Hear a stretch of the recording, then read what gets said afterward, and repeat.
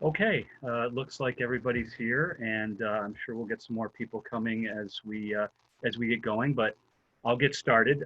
My name's Tom DiAugustino. I'm the Dean of Global Education at Hobart and William Smith. And before we begin, the folks in admissions just asked me to let you know that we are actually recording this session. So if everybody could keep their microphones on mute, that would be very helpful. We want to just limit the amount of noise that's going to be in the background. And you're welcome to send in questions on the chat. So kind of the format that we're going to use, I'm going to talk for maybe 15, 20 minutes and kind of give you an overview of our Center for Global Education, which I oversee, and study abroad opportunities here at HWS. I'll talk kind of in some generalities, and then I'm happy to answer as many questions as you have. And what I'll do is try and go through my part of this first and then take on the questions afterwards, if that's okay. And I'll ask for your patience and understanding. This is my first virtual admission session, and I'm glad I have some support from the admission staff in terms of the technology, but if it doesn't quite go perfectly. And if you hear a dog in the background, unfortunately, I have a rather large dog upstairs, so I'll apologize for that in advance too. So again, I'm going to give you kind of an overview of our programs and all of the opportunities here at HWS. And in particular, I'm going to try and focus on what I think sets us apart from a lot of other institutions. And I've been here actually, this is my 20th year I'm finishing up here at HWS. And when I first came here on my interview many years ago, more than one person that interviewed me that day used the phrase "study abroad as part of the culture" at Hobart and William Smith. And I can say honestly, after all of these years, that's been my experience. It's just something our institution is noted for. It's something that the faculty support, the staff support. We interact with virtually every office on campus. And frankly, it's one of the reasons I've stayed here this long. I'm a political science professor by training, and I got into study abroad many years ago. And being at a place like HWS where there's so much support and so much buy-in and so much interest is really a tremendous thing, and one of the reasons I've been here as long as I have. And I think that's one of the things when I talk to admissions at admissions events. One of the things I like to say is, if you were coming to Geneva, and I suppose many of you have probably been to campus, I hope that you have, you're kind of driving into Geneva, New York, and it's kind of rural, bucolic. You don't necessarily think of it as an incredibly international cosmopolitan place. But in reality, our campus is. At any given time, there are hundreds of people walking around our campus, students, faculty, and staff who have been to other parts of the world, who are from other parts of the world, or study our other parts of the world. And it's a really interesting, dynamic, cosmopolitan, I would say, community. As far as our numbers, and I won't bore you with a lot of statistics, but a couple of them are really relevant. About 60%, actually a little over 60% of our students participate in an international study program during their time at HWS. And that's not necessarily at the very top of national statistics, but we always rank in the top 10 or 15 in terms of institutions our size, as far as the percentage or number of our students that participate in study abroad. Again, a large percentage of our faculty are very supportive of what we do, and about 36 or 37% of them have actually led one of our study abroad programs. And I'll talk about that model, the faculty-led model, here in just a minute. But if they're not going abroad and teaching our students abroad, they're offering internationally focused classes on campus. It's again, a very dynamic and internationally focused faculty that we have. One of the things I try to do in terms of organizing this conversation that I have with admissions folks is go over very briefly kind of the why, the where, and the when. Those are three key questions that most students and families have about study abroad. And the fact that you've taken the time to come and join this Zoom session, I probably don't need to spend a whole lot of time on why you should study abroad. You're here for a reason. But a couple points I think do merit emphasizing. And you know, I'm a little bit biased, obviously, given what I do, but I genuinely think that international study abroad, is one of the most, if not the most powerful and transformative experiences an undergraduate student can have. You know, although 60% or more of our students have this experience, when you compare it to national numbers, very few American students do participate in study abroad, and certainly very few do in the way that we do it at Hobart and William Smith. I think that I'm an academic by training again, and when study abroad is done right, it can be a tremendously powerful, transformative experience. These programs that we offer have really incredible opportunities for learning, obviously inside, but also outside the classroom. That's really the value added of study abroad, is what do you do with all of the hours that you're not in class, but you're in a different country and in a different culture. Our programs really are designed to complement the on-campus education and on-campus courses that our students are taking. And when these programs, again, when they're designed the right way, that's, I think, a tremendous asset for our students. And you know, these experiences that our students have, aside from the academic learning that takes place, the opportunity for personal development, personal growth, developing a sense of independence.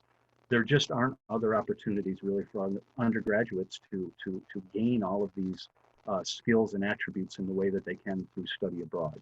Again, I'm a little bit biased, but I sincerely believe that. Having this experience, having a study abroad experience on your resume, on your job application or grad school application, will set you apart from the vast majority of your peers and people that you will be competing with for jobs and grad school placements and things like that. But it's not just that you have this as a line on your resume. It's not just that you've checked it off a list or checked a box. It's really how you do study abroad that sets you apart. Again, if you're an HWS student, I think that the way we do things is qualitatively different than at a lot of other institutions. First, a good example of that is most all of our students who go abroad do so for a full semester. And that sort of used to be the norm in the field of international education. Actually, now it's changed dramatically, and study abroad experiences have become shorter and shorter and shorter. And we do offer some short-term study abroad programs during the summertime and during the J-term, 3-week programs. And they're very good. I'm not saying that those aren't worthwhile to do, but for students who have the choice, doing a study abroad program for a full semester just gives you that much more, obviously, time in country, opportunities to engage with local communities and become immersed in local communities. So we're particularly proud of the fact that we are among the national leaders in terms of the number of students we send abroad for a full semester. And that is something that will definitely set you apart after you graduate and go out and look for postgraduate opportunities. Our programs on the ground, we want students to go and become part of the communities in which they're living while they're abroad. We don't want them to be part of an American enclave and only hanging around other American students and traveling together just on a bus and seeing, you know, all sorts of pretty things. We don't want our students to go and be tourists primarily.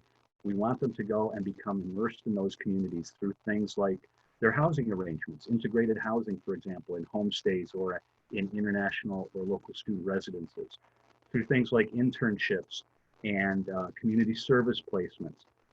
When our programs are based at local universities, we encourage our students to join student organizations or student clubs to meet their local peers and interact with them.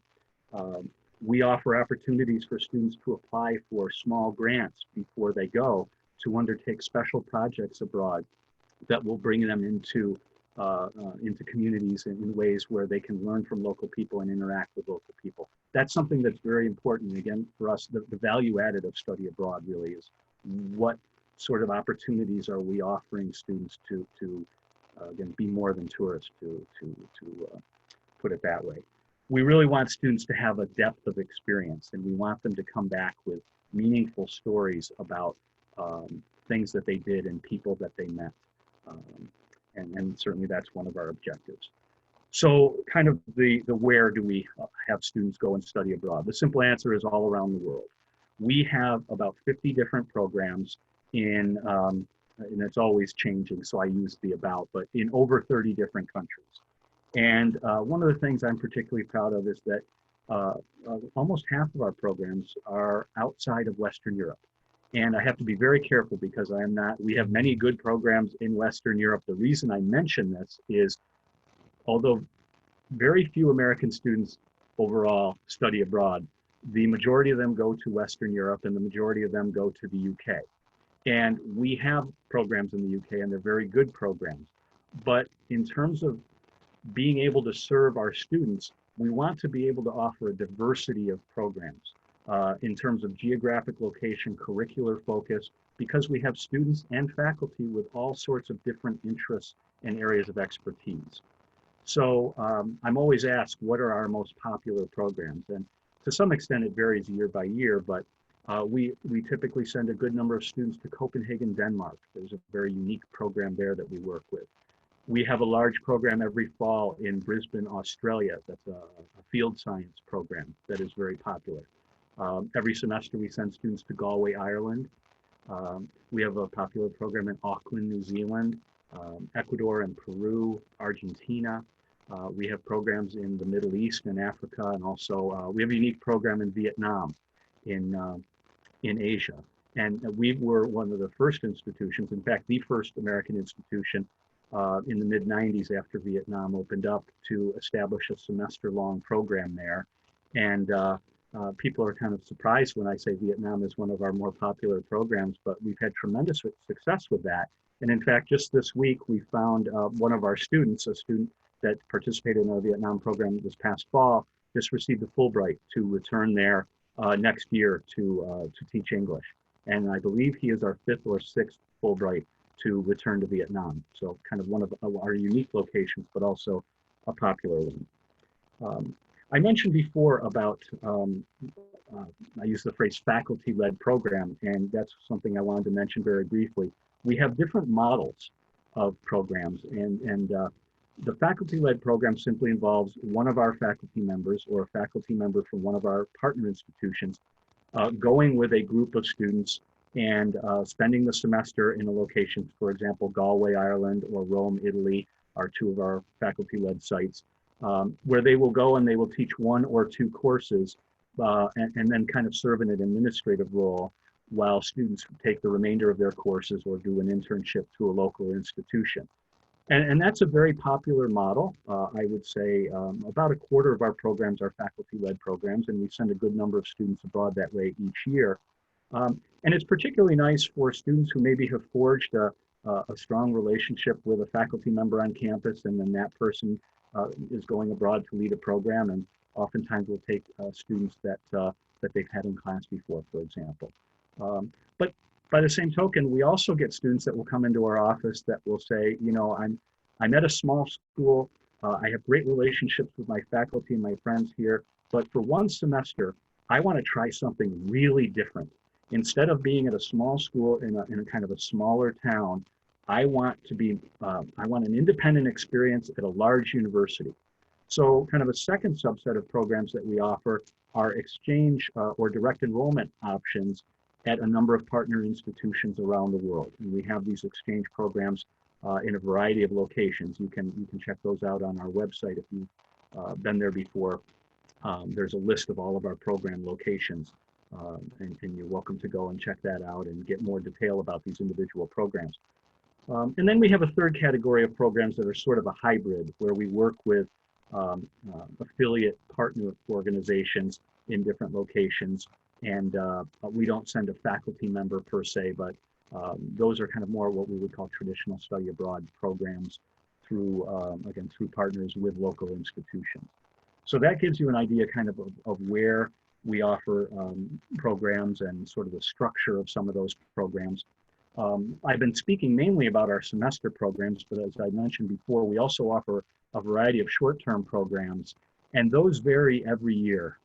In fact, this Friday, I'm on a committee. We'll be meeting to make decisions about programs that we will be offering next summer summer of 21, and then the J term 21, 22 beyond that. So those vary depending on what faculty members are proposing at any given time. But some of the recent locations we've had pretty successful short-term programs in would be Berlin, Germany. We had a really interesting astronomy program in a remote part of Chile. There's a place where there's an observatory called La Serena, and it's one of the most famous observatories in the world. And we had one of our physicists lead a group of students there about a year ago. We had a program in India last summer in the Himalayan region of India. We have a program regularly in Wales that is kind of an outdoor education focused program. This summer, in fact, we were having programs in Greece and in Bali, Indonesia, and those are going to be offered next summer. We're pushing them ahead to next summer. So those are just some examples of some of the locations where we offer programs. And then kind of when. Junior year is certainly most typical, but we also have some sophomores who go abroad and certainly some seniors as well. So there are some programs on our menu that require junior and senior status, but there are plenty of others where sophomores may be able to apply to be accepted to go abroad. And we have a range of students of all different years going each year. A couple of other key points before I kind of turn it over and open up for questions. I use 3 words to try and describe the programs and give you sort of a picture of what we do. And first, academic. These programs are not about tourism and backpacking and getting away from your classes. The programs that we offer are academic in the sense that you are getting grades and credits exactly as if you were on campus. The classes that you take abroad and the grades that you get go on your transcript. They factor into your GPA.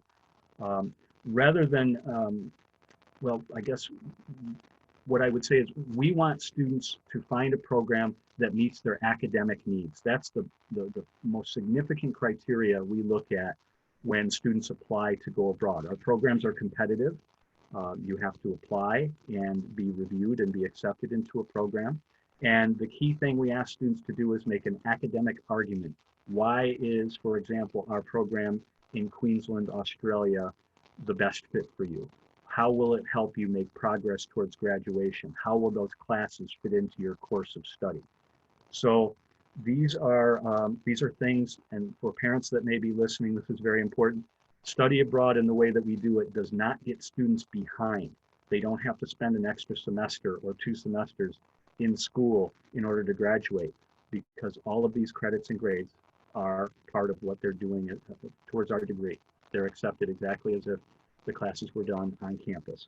And many of our departments, we really try to integrate study abroad into our overall educational experience. And many of our departments have done exactly that, where they work closely with certain of our off-campus programs, and the curriculum that's offered in those off-campus sites are kind of an extension of our on-campus curriculum and really complement the on-campus curriculum very well.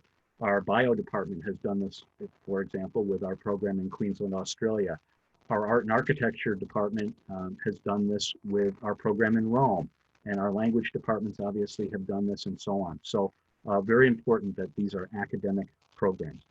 Second, these are accessible. And what I mean by that is we've created a menu of programs that can work with and serve all of the majors and minors that we offer on our campus. And there are certainly some that have more options and more choices than others. But regardless of what a student is studying at HWS, there will be off-campus programs that will work for them academically. We have students, and there are certain underrepresented groups curricularly, for example, in study abroad. Science students, oftentimes they will find it a little more challenging to go abroad. But we've created a number of different options for our science students to accommodate them. Student athletes in our field, it's always a challenge to try and get student athletes to go abroad because of the limitations they have.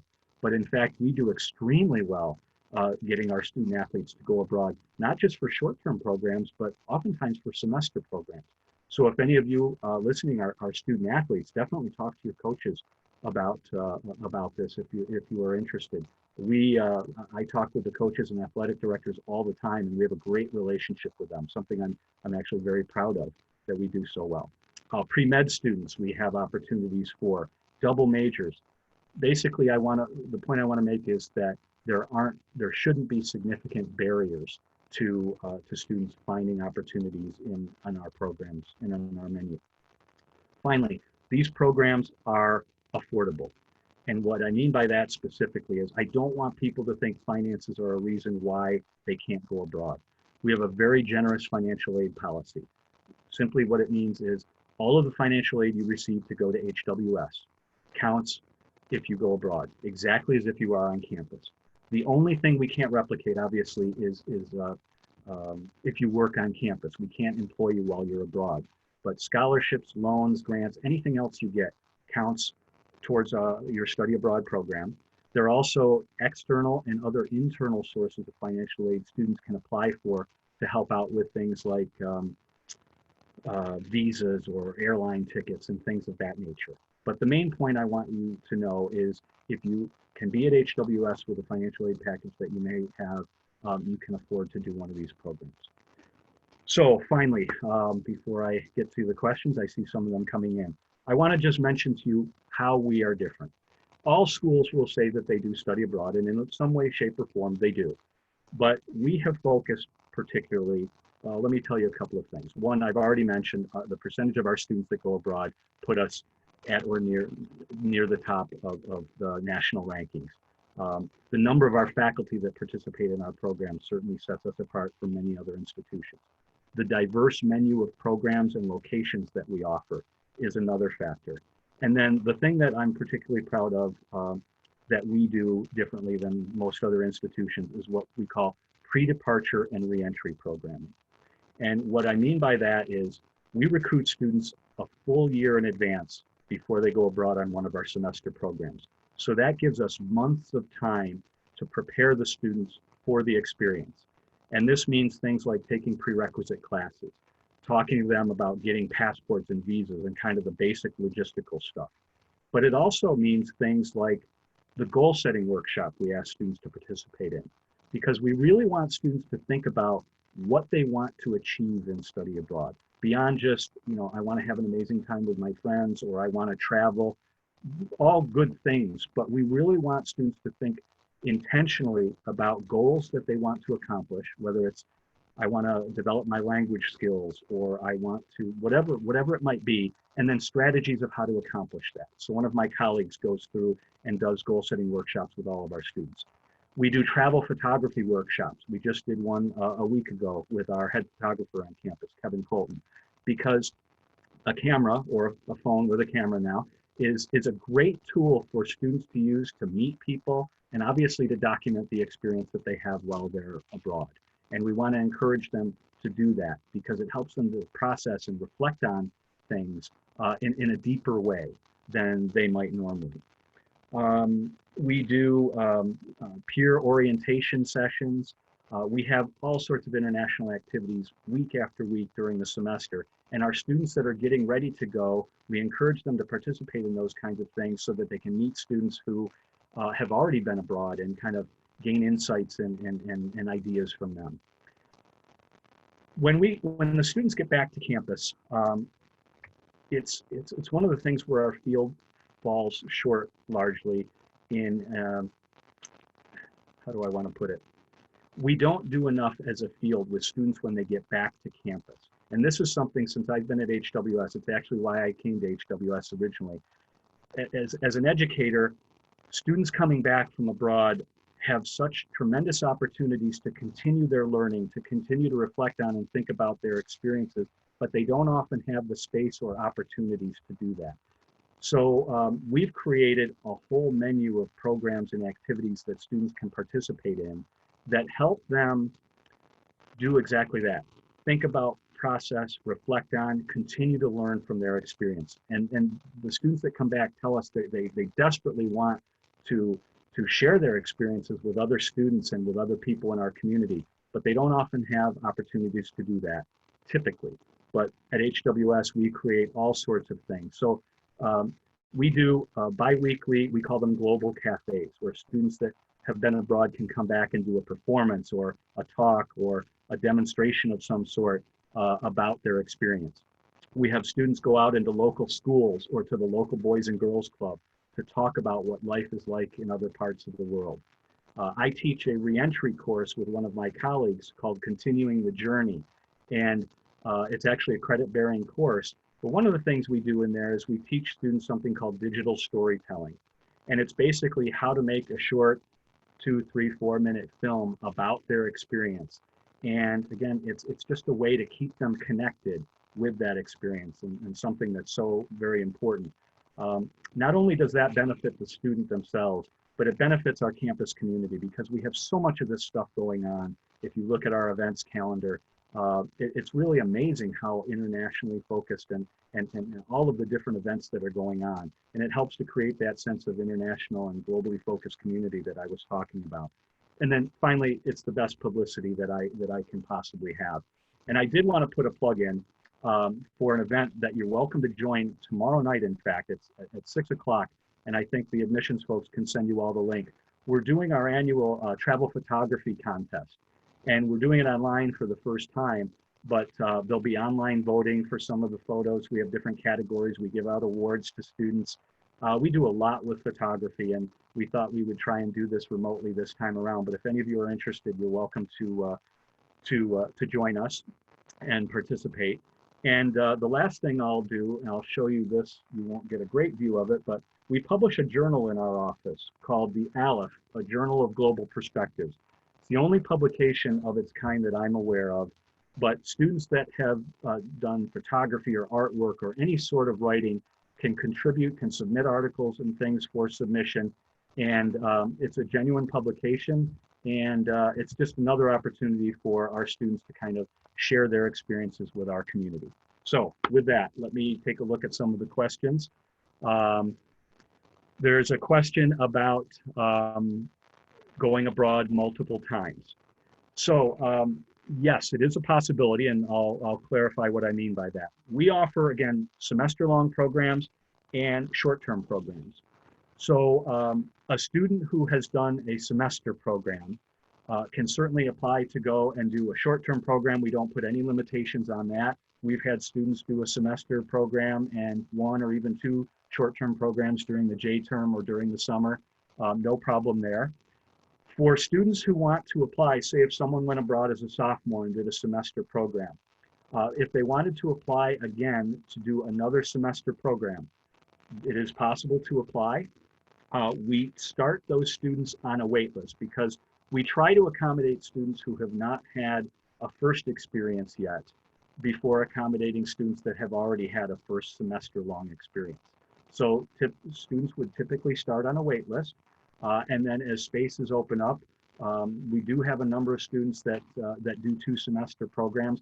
I want to be careful and upfront and not tell you that it's guaranteed by any stretch, but it is possible to apply, and depending upon what program a student might apply to, if they have some flexibility, there certainly are opportunities for that.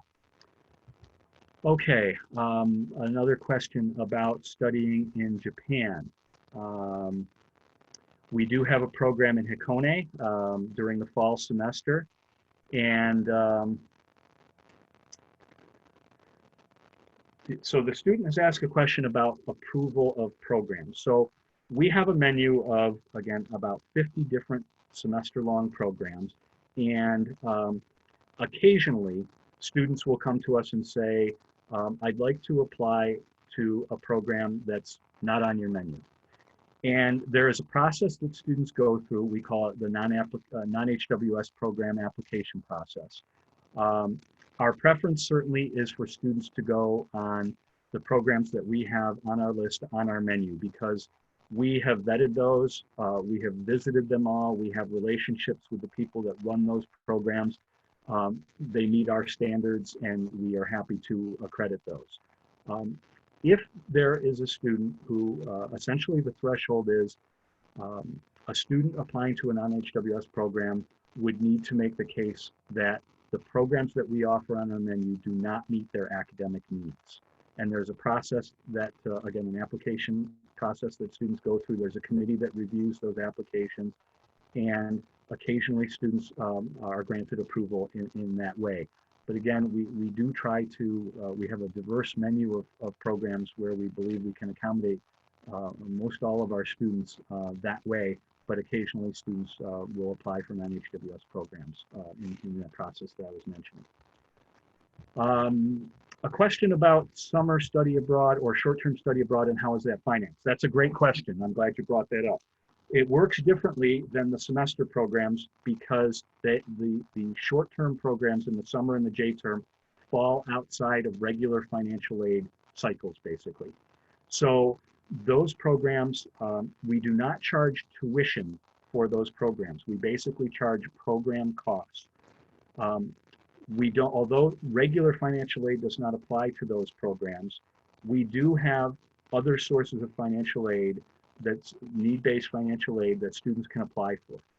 So on one of our faculty-led programs, I'll use the ones that we were going to have this summer, for example. Those are pretty standard.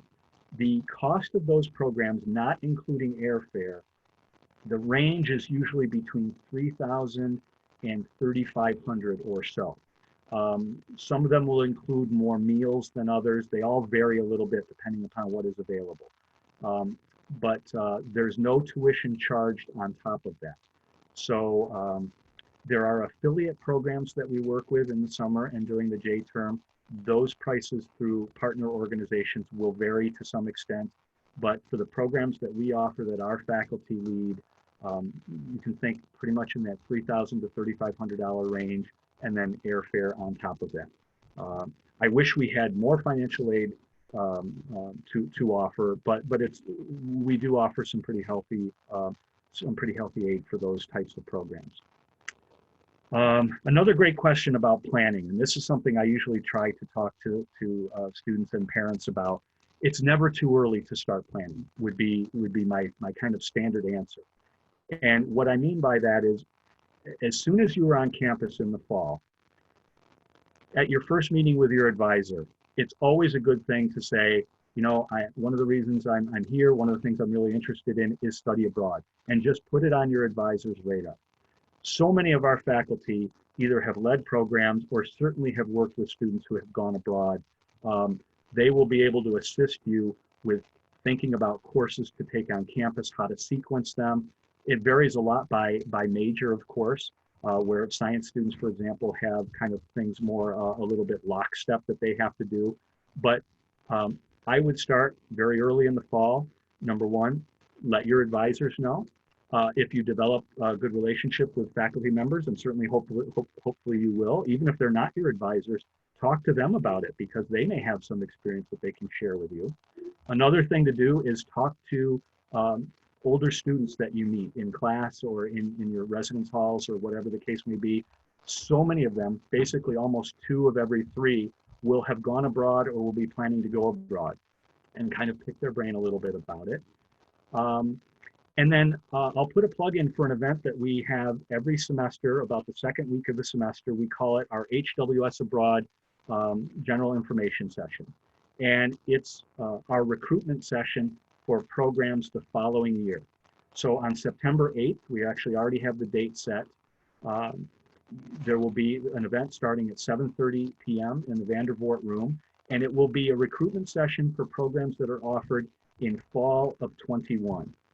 And even though you might not be planning on something that early, that's okay. It's a good event to come to just kind of hear about policies and procedures and what we look at when we're evaluating applications. So maybe think about that. So plan early and talk to your advisors. That's kind of the best advice, but that's a really good question. Thanks for asking that. Question about how the exchange programs work.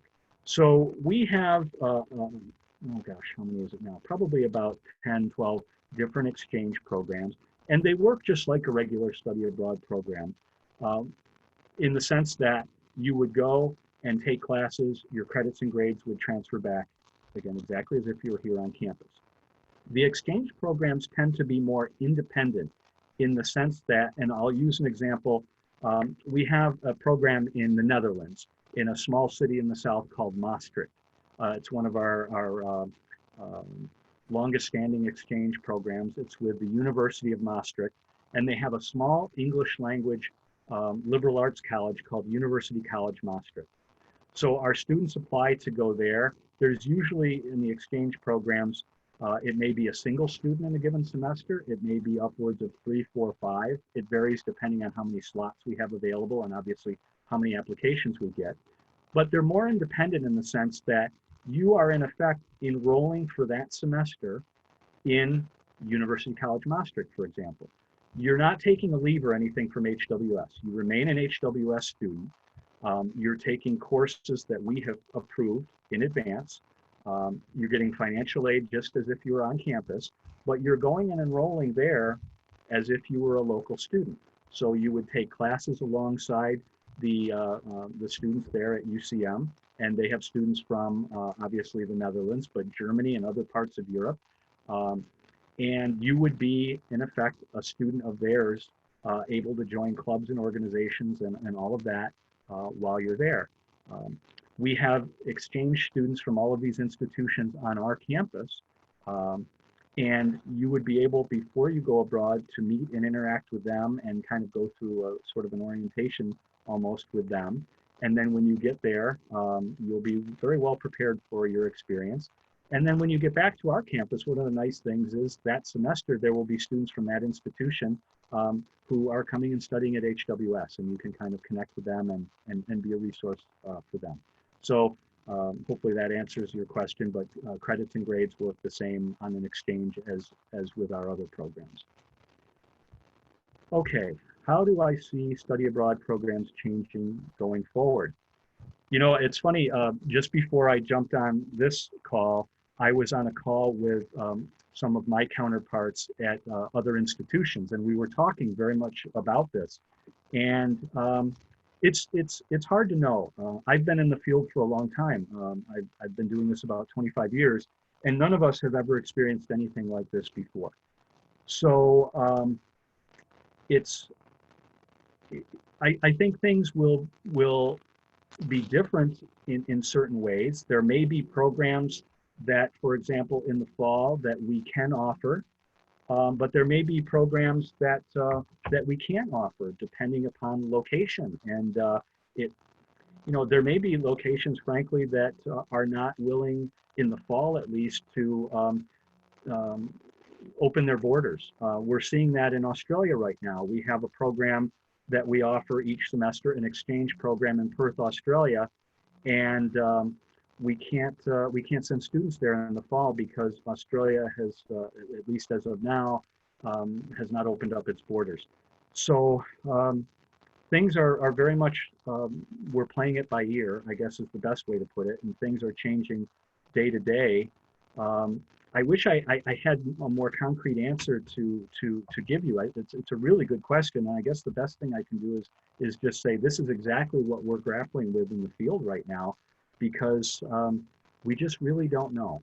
And my hope is certainly that we can offer some fall programs. We have not canceled any at this point. There have been a couple that of our partners that said they're not able to take students. But really, a lot of decisions are going to be made in the next, I would say, around June 1st and in the month of June. I think things will be somewhat different, but I just don't have a great sense of that right now. Okay, so I see Gina posted the link to our photo contest, and I hope that you can join us, because I'll tell you just a little bit about that.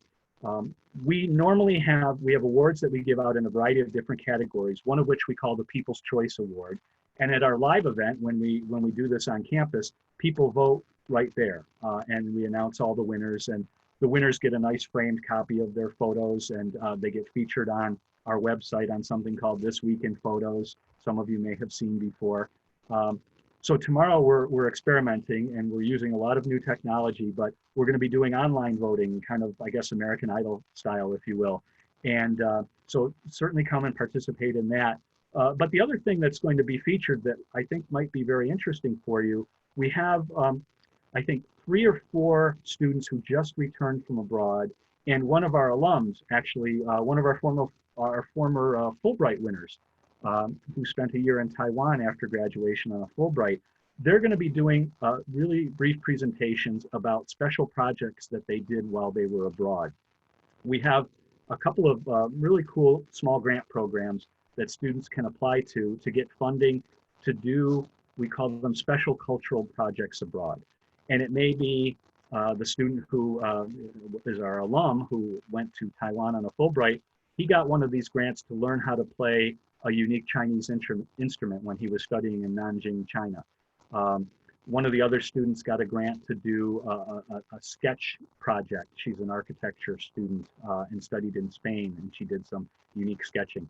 But if you participate in this event tomorrow night, you'll be able to hear from some of our students who have been abroad, and we'll give you a little bit of insight into some of the things that they did kind of outside the classroom, that value added that I've talked about before. So a little plug if you're free tomorrow night to please join us, and I think you might enjoy it. Okay, Alexandra asked a question about pre-med specific study abroad programs. We actually offer a number of different programs that pre-med students have gone on and can go on. Our Copenhagen program is one of the most popular, and they have some really interesting clinical opportunities. They have a medical policy and practice program where students can go into local Danish health institutions and shadow clinicians and doctors and whatnot. And they have a really good curriculum for pre-med students. I know our pre-health advisor, Scott McPhail, certainly recommends that program. We have students who might be interested in health policy that have gone to our program in Maastricht in the Netherlands. We've had students go to our exchange partner in Perth, Australia. We have another program on the east coast of Australia in Townsville at James Cook University, where they have really excellent bio and science opportunities. So that's been another location.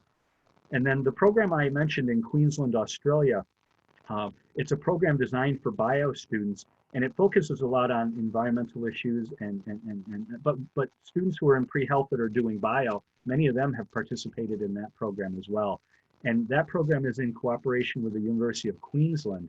And it's very unique in the sense that as part of the program, our students participate in 4 different field programs in different parts of Australia. They go out to the outback and spend a week doing field work there. They go to a rainforest, Lamington National Forest. They go out on the Great Barrier Reef and do field work with local faculty and with our faculty as well. So those are just some of the locations that our pre-med students go on. And one thing I'll mention too is we've also had students who, most students will go on programs where they can get credit towards their major. That's obviously very common.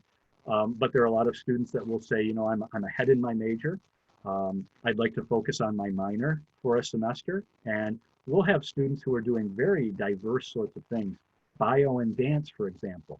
And if a student is a bio major but is ahead or at least on track and can take a semester off from the bio courses, they might go and do a semester where they can focus on dance as part of their minor or one of their minors, since many of our students have 2 minors. And then other students will focus on goals while they are abroad. And a good example of that, I mentioned the astronomy program we did in Chile about a year or so ago. And it was one of our physics professors, but also one of our Spanish language professors who did, and they did sort of an interdisciplinary program focusing on astronomy and Hispanic culture. And we had students who went and did that program as a way to address their goal area requirement in science. So students will oftentimes focus on their major when they go abroad, but again, with advanced planning, and that's where planning comes in, sometimes students will be far enough ahead in their major where they can take a semester off and focus on other interests that they might have. And that just opens up all sorts of different options for students. And that's a great strategy for those of you that are planning ahead the more options that you can give yourself by being up to date in your major, the better off that you are. Okay, a question about the application process. As I mentioned before, we ask students to apply for their programs about a year in advance. And I mentioned some of the reasons why we do that. It gives us a lot of time to work with the students to help prepare them for the experience. But it also gives them the opportunity to take classes that will be relevant to the program that they are going on. So to give you an idea of the time frame, since ideally you'll all be on campus in the fall, and we will start our application process with that info session on September 8th. So students will come, participate in that. Usually we have a couple hundred, up to 300 students in the room. They get information on all of the programs that are being offered the following fall. From that night, they will have about 3 to 4 weeks to complete the application. Everything is online. So you fill out, there's an application form.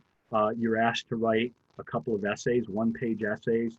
The first one asks you to explain why the program you are applying to will meet your academic needs. The second essay is to kind of talk about a challenge or an intercultural experience that you've had that you think will help prepare you for being abroad. All that is done online. That will be, so more or less the application due date will be probably end of September, let's say, October 1. By the end of October, usually about 3 to 4 weeks, it takes us to go through all of the applications and make selections. And I want to emphasize again, these are competitive programs. We ask students to apply to more than one program because not everybody gets their first choice. If most of the time we have a certain number of slots that are available. But by the end of October, more or less, students will know if they have been accepted to a program or if they're on a wait list, what program they may have gotten into. And that happens in advance of registration. So we want you to be able to go and have your meetings with your advisor about registration for the spring semester, knowing what program you got accepted to, so that you can register for classes that may be required as prerequisites or that might just be helpful in going to that location. So let's say a student, a sophomore, applies to go to Galway, gets accepted to the Galway program, and then they'll go meet with their advisor and say, I just got this acceptance for next fall. Here are some classes that I'm interested in. And there may be a class on Irish literature or Irish history. And it's really great if you can take classes that will help prepare you for that given location. And so by doing it kind of according to this timeline, it enables our advisors to work more effectively with their advisees in preparing them for the experience. So there are people in terms of reviewing the applications. We will get anywhere, this past semester, we reviewed something like, it was about 460 applications for next spring's programs. So there will be faculty that will review the applications from all sorts of different departments, faculty that are leading programs or faculty that just help us out. And then all of the people in my office read, and that's kind of how we make our selections. And so that's more or less how the process works. Okay, let's see if there are any other questions.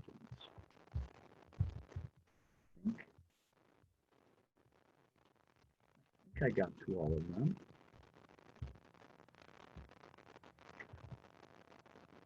Gina, is there anything else that you would like me to cover? We've got a few minutes left, and I'm happy to stay on if anybody else has any other questions.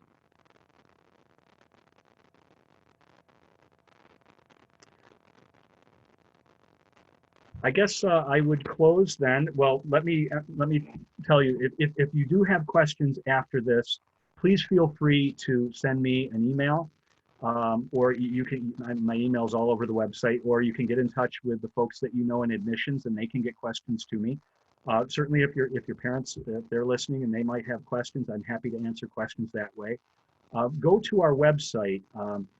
Each of our individual programs has its own page where you can get information on things like housing and excursions and qualifications, eligibility, how finances work. And I've tried not to go into that sort of detail in this session, but it's all available on our website.